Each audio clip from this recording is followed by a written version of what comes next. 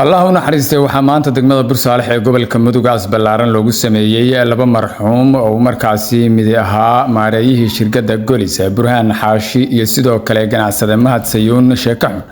oo xalay aana qabiil loogu dilay degmada Bursaalix ee gobolka Mudug ismo culimadiin waxgarada caalimkii weynaa ee Sheekh Daahir Sahal Shaaciro maamulka gobolka Mudug iyo mas'uuliyiin kale ayaa ka qayb galay aaska labada marxuum waxaana si guud Ilaahay loogu weydiiyay inuu naxariisto una dambi dhaafo labadaas marxuum waxaana markaasi hadaladoodii kamid ahaa dadkii qaraabadaha iyo dadkii wada dhashay waxaan ugu tacsiinaynaa wixii halka ka dhacay annaguna waa isaga tacsiinaynaa sallallahu ala nabiyina muhammad wa alihi waxa la rabaa walaalayaal in la isdejiyo dadka wax magaratada ama laga yaabo inay wax weeye wax sameeyaan insha Allah taala meel looga soo wada jeensado taladana gacanta maamulkii baa in la jooga gudoomiyii gobolka in la jooga taliyaasha qaybaha in la jooga dawladii baa in la joogta culumadii baa in la joogta sheekhu Calaama oo wadanka waxa weeye sheekhoodii sheekhul baladkii iyo sheekhi kale in la jooga maanta talada waa aruursanayna waana ka buuxsanayna meeshaana ma ka tagayno ilaahu dambi wada dhaaf ilaahu jannada ka waraabi ilaahu ehelkii ay ka baxeen samir iyo iimaan ka sii ilaahu gaar ahaan qoyskii iyo xaafadii iyo caruurtii iyo xaasaskii ay ka baxeen samir iyo iimaan ka sii ilaahay waxaan ka baryayaa degadaashood inaan ilaahayna fidnaynin gacan ka xaq daran baa dishay waxa lagu dilay dulmi cidi dishayna waa gacan ku dhiglayaal annaga mas'uuliyad baan saaran dhaqanka mas'uuliyad baa saaran labada reer mid walba mas'uuliyad baa saaran ehelka reer khalaf oo dhibtu gaartay odayaashu sida yiraahdeen iyo ismada iyo dhaqanka waxaan ka rajaynayaa inay isxakameeyaan oo u qabsoomaan baa rajaynayaa sidii looga bartay reerka wax ka gaareen oo labada nin gacanto qoladii lahayd ay ka dhasheenna waxa la rabaa inay soo qabtaan oo sharciga ku soo dhaweeyaan oo qaanuunka lagu kala baxo sidii ismadu sheegeen wadanku sharci buu ku dhaqan yahay nidaam buu ku dhaqan yahay kala dambeyn buu ku dhaqan yahay marka qof la soo qabto gacan ku dhiglaa xaaladdu way digtaa laakiin waxa la rabaa inay dadaal muujiyaan insha Allah taala oo ay hawshaas maaragtay ay sabafal ka muujiyaan oo dabac ka muujiyaan oo helnimo ka muujiyaan oo soo dhaweeyaan bal rabaa ismada iyo dhaqanka kale oo meesha ka hadlay anaguna waa idin hoggaansanaa insha Allah idinkana waxaan idinka rajaynaynaa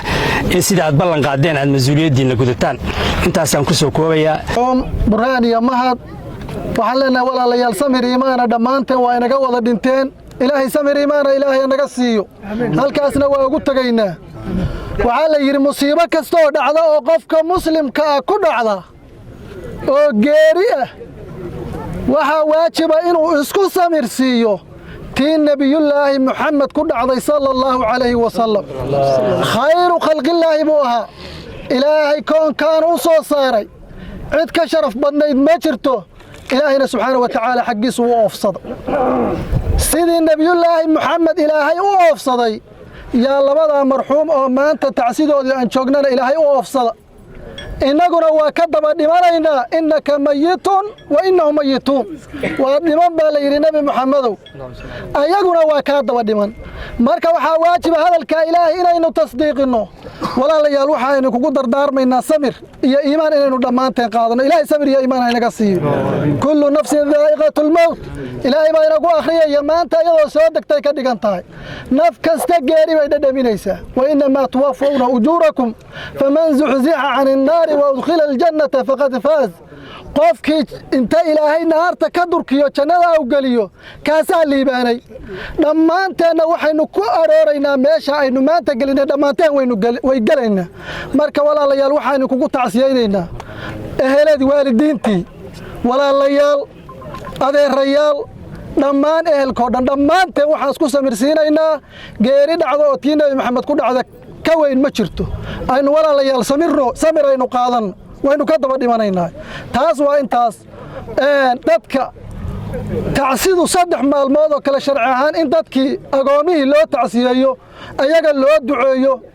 waa wax shay ina faran oo shariicadeenu ina fartay weeye waxa kale ayana muhiim ah musiibo haday dhacdo waxay u baahan tahay xakamayn iyo xalin iyo solution in loo helo dadka ehelul xal wal aqdiga ilaahay waa ina kula xisaabtamaya dayac hore haduu dhacay maanta dayac dambe yuusan dhicin ha la xaliyo haddii dhibaato timaado waa la xaliyaa waxa laga rabaa qolo kasta waajibkeeda inay gudato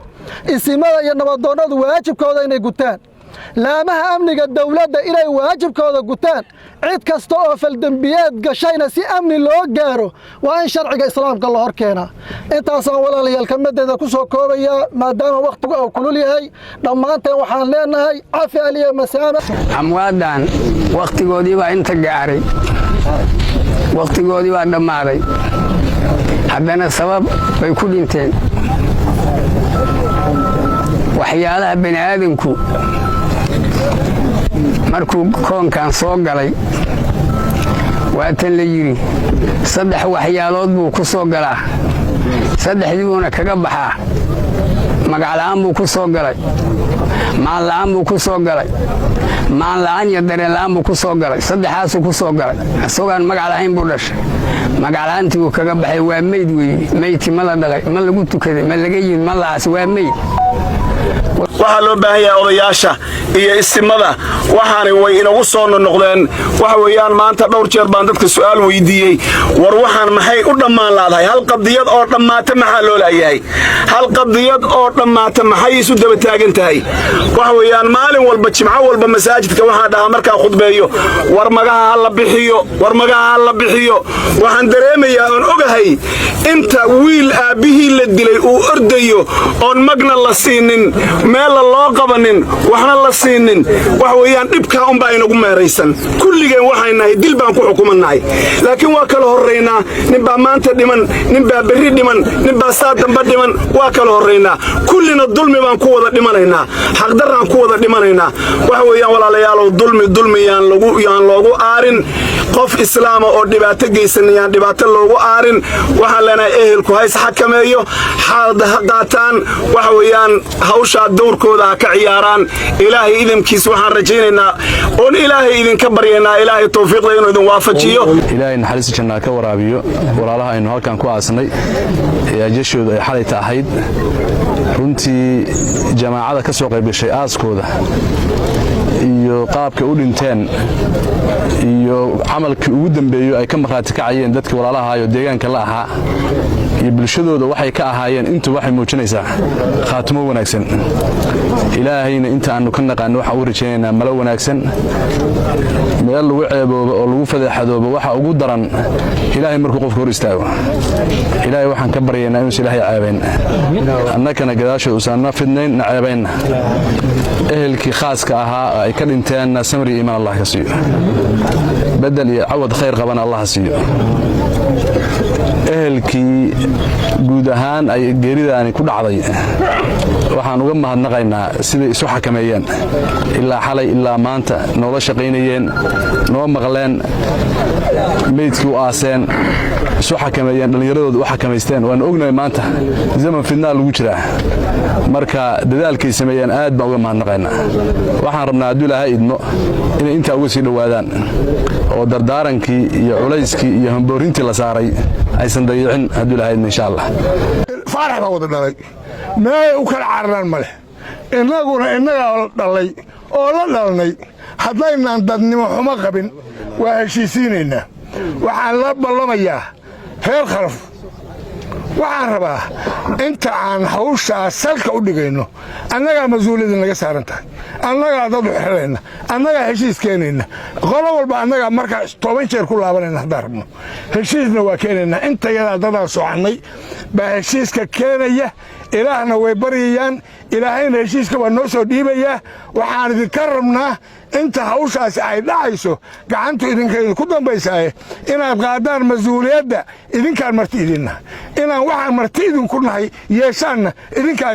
idinka rabnaa annagaana idiin maqan salaamu calaykum waraxmatullahi wabarakatu waxaan uga baryaynaa inuu janno firdows geeyo ilaahay waxaan uga baryaynaa guryaha ay ka baxeen haddii waalidkii nool yahay iyo haddii xaasaskoodii carruurtoodii iyo dhammaan inta halkaa u soo jirtay laxtaxyada kaga jirtaba ilaahay subxana wataala ugu naxariisa ilahay ka baryaynaa waxaan soo dhowaynaynaa dhammaan dadka kala duwan oo ehelka daafaha geesaha oo dhan ka yimid oo ehelnimo iyo wanaag jacayl u yimid waxaan leenahay miisaanka xasanaadka idinkana allah idinkugu daro waxaan dadaarmayaa 2 qodob oo kooban keliya oo ku wajahan reer khalaf qodob waxa weeye gobolka mudug shareecada islaamku qaatay أنت كل يوم ولقنا قارهان عمر محمود وحقاتي شريعة إسلامك قفك إسلامك وإلهي وتكذا وإلهي يقان وإلهي الدين إسلامك عليسه يا أحد إسلامك إنه عليه الربا